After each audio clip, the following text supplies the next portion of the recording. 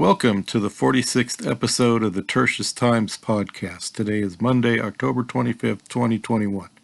I'm your host, Brian Wright, and today we will look at a news report on missing Coptic Christians in Libya. For the interview segment, I continue to speak with Pastor Wally, and he continues his discussion on how COVID has impacted himself and his family. This is the 9th day since 17 missionaries were kidnapped in Haiti. The missions organization, Christian Aid Ministries, has no further update on the status of their missionaries, but continue to pray for their protection and safe return. There is an email address included in the description to send messages to the victims' families for their encouragement. If you are or will be in the Washington, D.C. area on Wednesday, October 27th, you are invited to attend the China Forum 2021. As the website states, the goal of the China Forum is to help Americans understand the nature of the People's Republic of China, the Chinese Communist Party, and key issues in U.S.-China relations. At least 17 Egyptian Coptic Christians mysteriously have been missing from an immigrant community of Egyptians, Indians, Bangladeshis, and others in Tripoli, Libya since September 30th, according to Egyptian Coptic Christians Disappear in Libya, October 22, 2021, from International Christian Concern. The predominant fear is that their abductions will mirror the beheadings of 21 Coptic Christians by ISIS in 2015. Other reports indicate they are being held by police on visa-related issues. Libya has been torn apart by various armed factions since the death of Muammar Gaddafi in 2011. Quote, but Egypt's continued marginalization of Christians continues to force them to consider alternatives, including high-risk countries such as Libya, unquote. The brother of one of the missing added that, quote, a number of Egyptians were kidnapped in this neighborhood, unquote, and their fates have remained unknown. Middle East Regional Manager for International Christian Concern, Claire Evans, stated, quote, this is a frightening time for Egyptian Christians, regardless of whether their family or friends are among those missing. The memory of ISIS marching Coptic Christians down a Libyan beach to their deaths runs deep. It was an event that was traumatic for all of Egypt's Christians, an event that held serious implications for everyone. We urge the relevant authorities to do everything possible to investigate the cause of this latest disappearance, to bring these men home alive and the perpetrators to justice, unquote. Pray for Libya, especially the Egyptian Coptic Christians who look for work there, that they are protected and strengthened. Pray for those who have been abducted, that they remain safe and are taken care of. Pray for those who have taken the Christians, either police or terrorists, that they would be convicted and release their captives unharmed. Pray for all those who live in Libya, that they will live in peace with one another. Pray that peace descends on all of Libya as well. And now, let's rejoin the interview with Pastor Wally. Previously, he told us of his life and how he found his way, led by God, to Saudi Arabia and his life as a missionary in the heart of the Middle East, as well as his life in ministry after expulsion from the Saudi kingdom. Today, he continues his discussion on how COVID has impacted himself and his family. I was confined to ICU for many days. Could I just ask, how were your wife and your daughter, or was your daughter living with you then, or? No, my daughter was not. She was out of state because she was working out of state. Okay.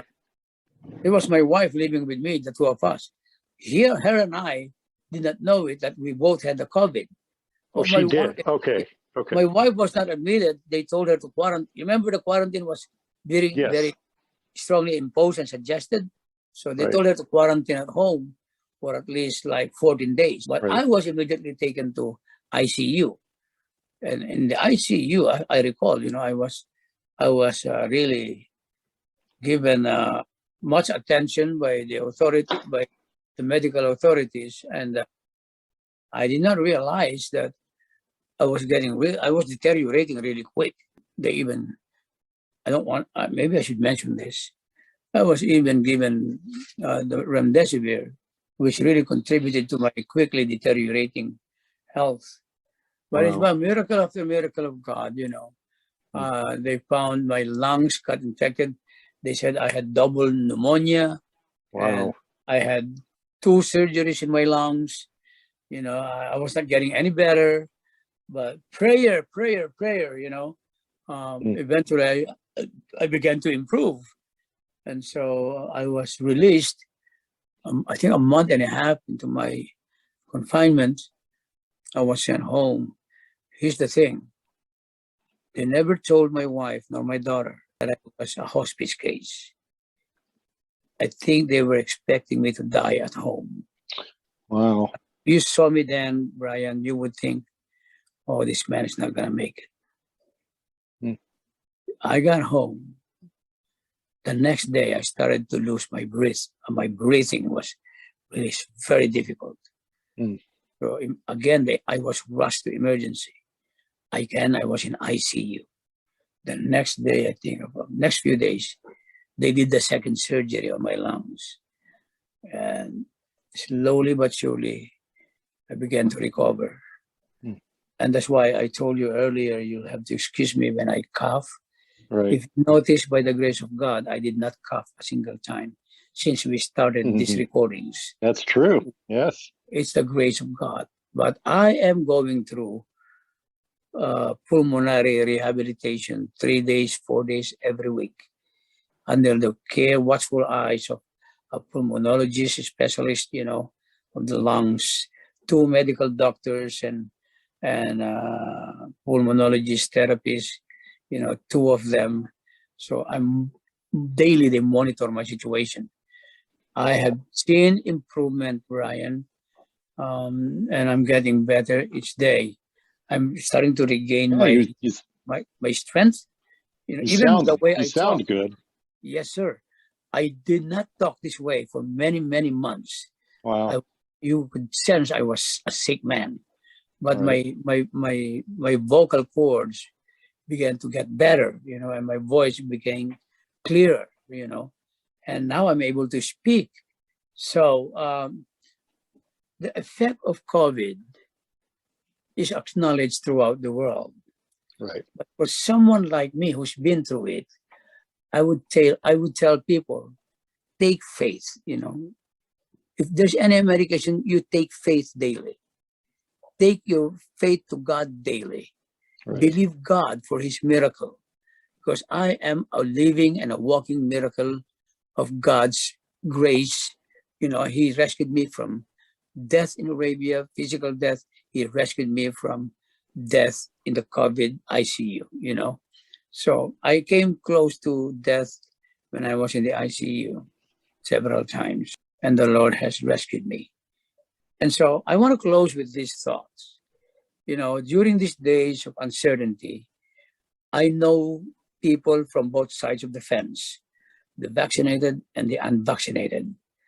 What I do as a believer in Christ is to pray for both, that the Lord will protect them, and rescue them. If there's any COVID virus or sickness, whatever it is, that would try to attack their physical bodies, I always plead the covering of the blood of Christ. And that's my take. But if you ask me, I will never, ever take the vaccine myself because I have been there, Yeah. And Well, and apparently from a lot of the studies, I'm obviously no expert on this, but natural immunity, which you gain from having gone through it, is apparently more effective than any vaccine. Yeah, that's what one of the doctors told me. We will leave the interview there and pick it up again tomorrow, where Pastor Wally will continue to share his thoughts on COVID and the impact it has had on him and human rights abuses around the world. Continue to pray for the 17 missionaries kidnapped 8 days ago in Haiti, especially for their protection and safe return. As I mentioned at the beginning of the podcast, if you are or will be in the Washington, D.C. area on this Wednesday, October 27th, you are invited to attend the China Forum 2021. Again, as the website states, the goal of the China Forum is to help Americans understand the nature of the People's Republic of China, the Chinese Communist Party, and key issues in U.S.-China relations. Thanks for joining me today. I hope you found the information and interview presented here useful and that it encouraged you to pray for these people in areas of concern. and perhaps even inspires you to take positive steps of involvement to alleviate the suffering of so many around the globe. Continue to pray for those mentioned today as you are led. Finally, pray with me that God's peace, eternally beyond our comprehension, guard the lives of all those who follow Christ and flows outward to bring that peace to all the world.